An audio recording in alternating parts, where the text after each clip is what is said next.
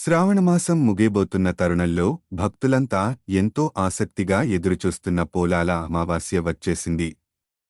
ఈ ఏడాది పోలాల అమావాస్య సెప్టెంబర్ 2 సోమవారం నాడు వస్తుంది. ఈ రోజున పూజలు, వ్రతాలు చేయడం వల్ల సంతానం, ఆయురారోగ్యాలు లభిస్తాయని పురాణాలు చెబుతున్నాయి. అమావాస్య ప్రారంభం సెప్టెంబర్ 2 సోమవారం ఉదయం 5:21 గంటలకు, అమావాస్య ముగింపు సెప్టెంబర్ 3 మంగళవారం ఉదయం 7:24 గంటలకు, బ్రహ్మ ముహూర్తం ఉదయం 4:38 నుండి 5:24 గంటల వరకు, పూజలకు శుభ సమయం ఉదయం 6:09 నుండి 7:44 గంటల వరకు.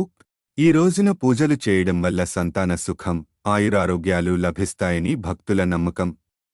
అంతేకాకుండా ఈ రోజున పూజలు చేయడం వల్ల పితృ దోషాలు,